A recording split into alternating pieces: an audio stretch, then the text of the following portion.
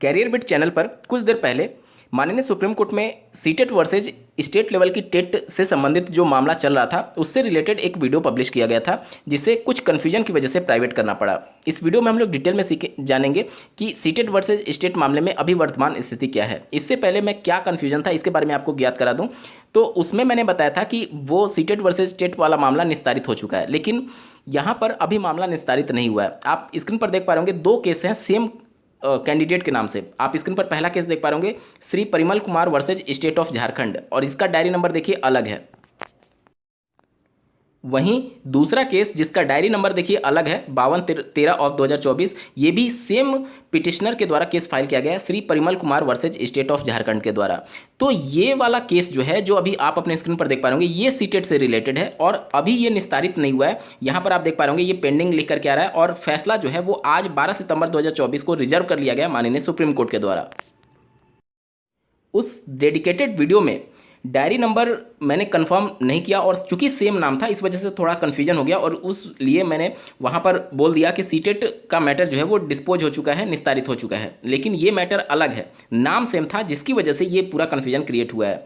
ये मामला जो था वो, जैसे उत्तर प्रदेश में अगर आप देखेंगे तो जब पहली बार जो सुपर टेट इंट्रोड्यूस किया गया था उसके बाद से अभ्यर्थी कोर्ट में चले गए थे ये कहते हुए कि आप जब एक पात्रता परीक्षा ऑलरेडी हो रही है और सुपर टेट भी एक पात्रता ही परीक्षा है, तो फिर दो पात्रता परीक्षा आप क्यों कंडक्ट करा रहे हैं? केवल टेट के बेसिस पर आप भर्ती कंप्लीट करा सकते हैं, जिससे माननीय हाईकोर्ट ने कैंसिल कर दिया था, डिसमिस कर दिया था। सिमिलर मैटर झारखंड से भी होते हुए सुप्रीम कोर्ट पहुंचा था। यहाँ पर यह प्रेयर किया गया था कि जब यहाँ पर जे टेट हो रहा है या फिर सीटेट हो रहा है तो उसी के बेस पर केवल भर्ती कंडक्ट करा दी जाए, अलग से जो वहां पर जो परीक्षा होती है उसको ना कंडक्ट कराया जाए।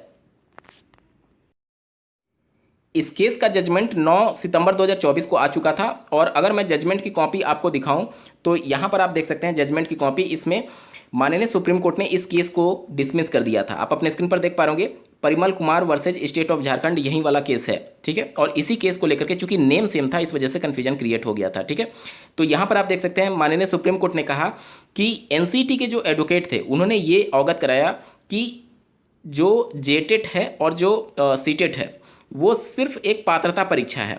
आप स्क्रीन पर देख पा रहे होंगे, NCT indicated teacher eligibility test to be an essential qualification and eligibility criteria for recruitment of teachers. The Jharkhand Elementary School Assistant Teacher Acharya Appointment Promotion and Conditions of Service Rule 2022 provides and competitive examination amongst those who have secured the TET qualification.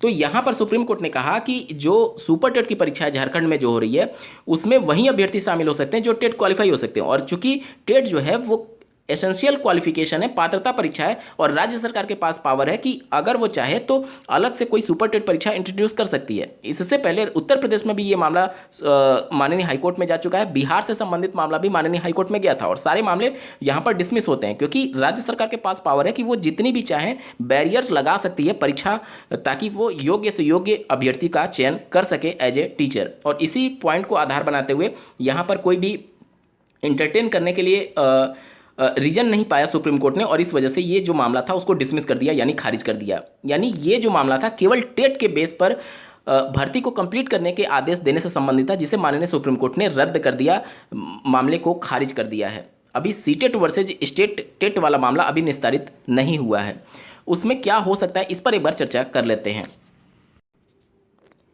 मामले की गंभीरता आप इसी से समझ सकते हैं कि लगातार 3 दिन से बहुत देर तक इस मामले की सुनवाई माननीय सुप्रीम कोर्ट कर रही है। अब कल के डेट में अगर आप देखेंगे तो 4 घंटे से ज़्यादा बहस हुई थी, उससे पहले परसों देखेंगे तो उसमें भी लंबी बहस हुई थी, आज भी काफ़ी लंबी बहस देखने को मिली है। तो यहाँ पर सीटेट के फेवर में जो एनसीटी है वो है कि सीटेट हम राज्य में भी इक्वेलेंट मानते हैं, और इस वजह से राज्य की जो शिक्षक भर्ती प्रक्रिया होती है उसमें सीटेट इक्वेलेंट अलाउड है। कुछ एक राज्य ऐसे हैं जो सीटेट को अलाउ नहीं करते हैं। तो यहाँ पर यही सब बातें निकल करके सामने आई कि जब एनसीटी इसको एलिजिबल मान रही है, इक्वेलेंट मान रही है राज्य स्तरीय टेट के, तो फिर सभी राज्यों में ये नियम क्यों नहीं लागू है? कुछ एक राज्य हैं जो सीटेट को अलाउ नहीं करते हैं, वो अपने राज्य का टेट ही केवल अलाउ करते हैं। इसको लेकर के एप्रोप्रिएट आंसर नहीं था। दूसरा, राष्ट्रीय शिक्षा नीति 2020 में कुछ महत्वपूर्ण पॉइंट्स हैं जिसको लेकर के सीटेट की जो एक तरीके से एप्लीकेबिलिटी है राज्य की शिक्षक भर्ती प्रक्रिया में, वो संदेह के घेरे में आ सकती है। जैसे कि अगर आप देखें, सीटेट में टोटल 22 लैंग्वेजेस के ऑप्शन सीबीएसई बोर्ड के द्वारा ऑप्शन के तौर पर दिया जाता है, लेकिन कोई भी लैंग्वेज कंपलसरी नहीं है। कैंडिडेट अगर चाहे तो 22 में से कोई भी 2 लैंग्वेज ऑप्ट कर सकता है। जैसे मान लीजिए उत्तर प्रदेश का कोई एक अभ्यर्थी है, तो उत्तर प्रदेश का अभ्यर्थी है तो 2 लैंग्वेज अगर वो चाहे तो हिंदी ले सकता है, या फिर संस्कृत ले सकता है, या फिर हिंदी ले सकता है, या फिर इंग्लिश ले सकता है। और अगर आप देखें, जैसे उत्तर प्रदेश की जो शिक्षक पात्रता परीक्षा होती है यूपी टेट, उसमें जो यहाँ की लोकल लैंग्वेज है हिंदी, वो as a first language compulsory है। यूपी टेट की परीक्षा में फर्स्ट लैंग्वेज आपका हिंदी कंपलसरी है। सेकंड लैंग्वेज में आपको 2 ऑप्शन मिलते हैं, इंग्लिश और संस्कृत, इसमें से कोई एक लैंग्वेज आप ऑप्ट कर सकते हैं। इसी प्रकार से प्रत्येक राज्य की अपनी एक फर्स्ट लैंग्वेज जो है वो कंपलसरी रखी जाती है और सेकंड लैंग्वेज में आपको ऑप्शन दिया जाता है। जबकि सीटेट में ऐसा नहीं होता है। सीटेट में दोनों लैंग्वेज ऑप्शनल होते हैं, जो भी आप चाहें लैंग्वेज ऑप्ट कर सकते हैं। अगर उत्तर प्रदेश का राज्य का अभ्यर्थी है, अगर वो कोई एक ऐसा लैंग्वेज पढ़ा है या फिर जानता है, भले उसके हाई स्कूल इंटरमीडिएट ग्रेजुएशन में ना हो, लेकिन अगर वो उसमें कंफर्टेबल है तो वो उसकी परीक्षा दे सकता है, उसके आधार पर वो सीटेट अपना क्वालिफाई कर सकता है।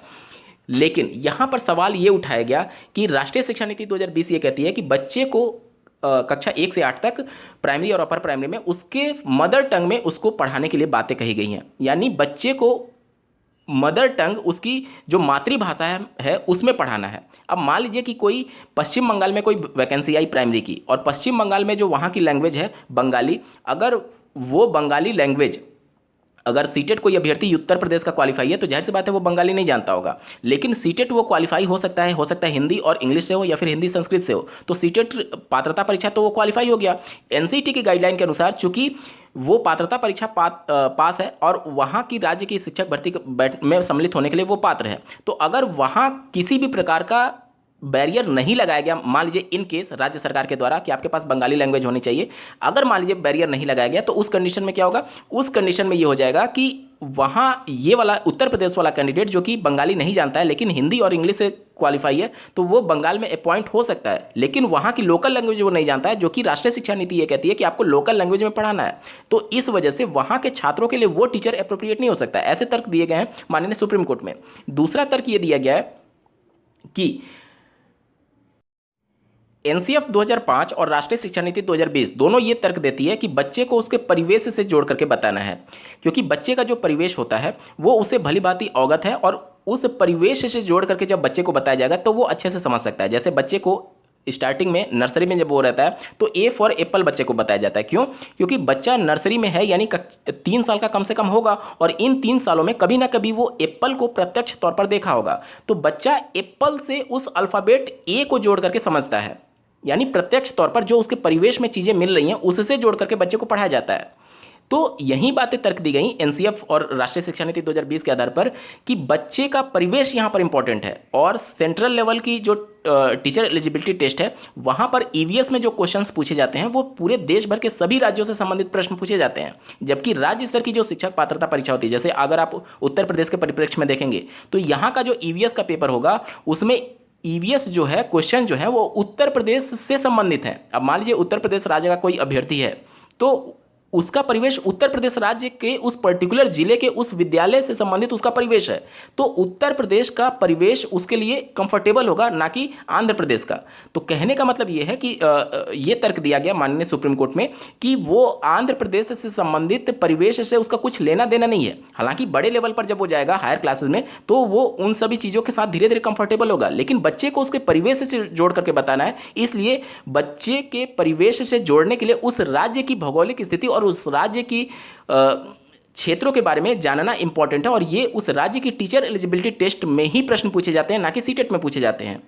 इस वजह से ये तर्क दिया गया कि राज्य स्तर की जो शिक्षक भर्ती प्रक्रिया होगी उसमें राज्य स्तरीय टीचर एलिजिबिलिटी टेस्ट को ही अलाउ किया जाए। और वैसे भी बिहार वाला मामला जो कि इस झारखंड वाले मामले से डी टैग हो चुका है, उसमें यही तर्क दिया गया था कि राज्यों की जो अध्यापक सेवा नियमावली होती है वो अगर आप देखेंगे आरटी एक्ट 2009 में ये डिफिनीशन दिया गया है, ये बातें मेंशन की गई हैं कि एप्रोप्रिएट गवर्नमेंट ही टीचर एलिजिबिलिटी टेस्ट कंडक्ट करा सकती है। अब जैसे राज्य के अधीन अगर कोई विद्यालय है तो वो राज्य सरकार ही वहाँ पर एप्रोप्रिएट गवर्नमेंट मानी जाएगी, और अगर केंद्र के अधीन कोई सरकारी विद्यालय तो वहाँ पर एप्रोप्रिएट गवर्नमेंट केंद्र सरकार मानी जाएगी। तो अगर सेंट्रल लेवल का कोई विद्यालय जैसे केवीएस, तो वहाँ पर सेंट्रल लेवल का जो टेट होगा यानी सीटेट वो एलिजिबल माना जा सकता है, लेकिन राज्य के लिए अप्रोप्रिएट गवर्नमेंट चूंकि राज्य सरकार है तो राज्य सरकार की जिम्मेदारी होगी टीचर एलिजिबिलिटी टेस्ट कंडक्ट कराना, और उसके आधार पर वहां पर राज्य में शिक्षक भर्ती में अभ्यर्थी आगे के प्रोसीडिंग में सम्मिलित हो सकते हैं। ये अब आगे इस मामले में क्या हो सकता है इस पर एक बार बात कर लेते हैं। देखिए, अगर आपको बीएड वर्सेस डीएलएड वाला मामला याद हो तो बहुत कुछ पॉइंट्स ऐसे लग रहे थे कि जो कि बिल्कुल बीएड के फेवर में जा रहे थे, लेकिन एक छोटे से पॉइंट आर्टिकल 21 को आधार बनाते हुए और एनसीटी ने गलत तरीके से वो 28 जून 2018 का गजट नोटिफिकेशन जारी किया था, जिसके आधार पर बिना कोई एक तरीके से सिफारिश और बिना किसी एक्सपर्ट कमेटी के बैठक के ही ये आदेश पारित कर दिया गया था एनसीटी के द्वारा। इस वजह से उसको असंवैधानिक पाते हुए उसको क्वैश कर दिया गया माननीय सुप्रीम कोर्ट के द्वारा। तो बहुत छोटे छोटे पॉइंट पर सुप्रीम कोर्ट कंसीडर करती है। पिछले 3-4 दिनों में जो भी लगातार 4 घंटे हियरिंग हुई है उसमें छोटे छोटे पॉइंट्स पर ही लगातार माननीय सुप्रीम कोर्ट क्रॉस क्वेश्चन पूछ रहे थे। तो यहाँ पर अभी कह पाना कि सीटेट हार रहा है या फिर स्टेट लेवल का टेट जीत रहा है अभी बहुत कठिन है, क्योंकि 50-50 का मामला है, और यहाँ पर जो 2-3 पॉइंट्स हैं वो निश्चित तौर पर सीटेट के अगेंस्ट में जाते हैं। जैसे कि राष्ट्रीय शिक्षा नीति और एनसीएफ ये कहता है कि बच्चे को परिवेश से जोड़ करके बताना है, और साथ ही साथ जो लैंग्वेज वाला प्रॉब्लम है उसको लेकर भी काफ़ी चीज़ें हो सकती हैं। तो अभी कुछ भी कहना जल्दबाजी होगा, लेकिन जिस प्रकार से हियरिंग चल रही थी माननीय सुप्रीम कोर्ट लगातार क्रॉस क्वेश्चन पूछ रहे थे, इससे अभी 50-50 का मामला है। और अगर आप किसी भी राज्य से संबंधित हैं तो वहाँ की जो शिक्षक पात्रता परीक्षा होती है उसमें सम्मिलित होकर के अगर आपको मौका मिल रहा है तो क्वालिफाई जरूर कर लीजिएगा। देखिए, भविष्य में क्या हो जाए किसी को नहीं पता है, लेकिन अगर आपको मौका मिल रहा है तो जरूर क्वालिफाई हो जाइएगा, क्योंकि उत्तर प्रदेश के भी परिप्रेक्ष्य में अगर देखा जाए तो यूपी टेट पिछले 3 साल से नहीं हुआ है, झारखंड में देखेंगे तो पिछले 8 साल से नहीं हुआ है, बिहार में देखेंगे तो पिछले 6 साल से नहीं हुआ है। तो सुप्रीम कोर्ट अगर राज्य की टेट को ही केवल अलाउ करती है राज्य स्तरीय शिक्षक भर्ती प्रक्रिया में, तो निश्चित तौर पर राज्यों को दिशा निर्देश सुप्रीम कोर्ट दे सकती है कि आप अपने यहां टेट लगातार कंडक्ट कराइए, तभी ये चीज़ें पॉसिबल हो पाएंगी। अन्यथा की कंडीशन में आप टेट कंडक्ट नहीं कराएंगे और ऊपर से अगर इस प्रकार का आदेश हो गया कि सीटेट अलाउ नहीं होगा शिक्षक भर्ती में तो बहुत मुश्किलें हो जाएंगी। इसलिए राज्यों को भी निर्देश देना बहुत ज़्यादा जरूरी हो गया है। तो अगर आपको मौका मिलता है, देखिए भविष्य में हो सकता है सीटेट अलाउ हो जाए, लेकिन अगर मौका मिल रहा है राज्य स्तरीय शिक्षक भर्ती पात्रता परीक्षा में सम्मिलित होने का तो आप क्वालिफाई जरूर कर लीजिएगा। भविष्य में कोई भी टेंशन आपको नहीं रहेगी शिक्षक भर्ती आने से पहले। और वैसे भी सभी राज्यों की शिक्षक जो सेवा नियमावली होती है उसमें मेंशन किया गया रहता है कि भर्ती से पहले आपको टेट परीक्षा कंडक्ट कराना जरूरी है। उत्तर प्रदेश सेवा नियमावली 1981 में भी ये बातें मेंशन की गई हैं। बिहार में अगर आप देखेंगे तो पहले राज्य सरकार ने एक पब्लिक नोटिस निकाला कि चूंकि यहाँ पर हम अपने बीटेट को डिसकंटिन्यू कर रहे हैं क्योंकि सीटेट प्रत्येक साल हो रहा है, तो पहले नोटिस निकाल करके आपको मौका देना होगा सीटेट में सम्मिलित होने के लिए। लेकिन अगर सीटेट डिसक्वालीफाई किया जाता है राज्यों की भर्ती में तो वहाँ पर राज्य सरकार फिर बाउंड हो जाएगी कि भर्ती से पहले अपने यहाँ शिक्षक पात्रता परीक्षा कंडक्ट कराने के संदर्भ में। ठीक है, तो आपको घबराना नहीं है। अगर आपका राज्य स्तरीय टीचर एलिजिबिलिटी टेस्ट क्वालिफाई नहीं है तो भर्ती आने से पहले राज्य आपको मौका जरूर देगी आपके टेट को क्वालिफाई करने के लिए। उम्मीद करता हूं आप सभी के डाउट्स क्लियर हो गए होंगे। इस वीडियो को देखने के लिए आपका बहुत बहुत धन्यवाद। भगवान करे आपका दिन शुभ हो।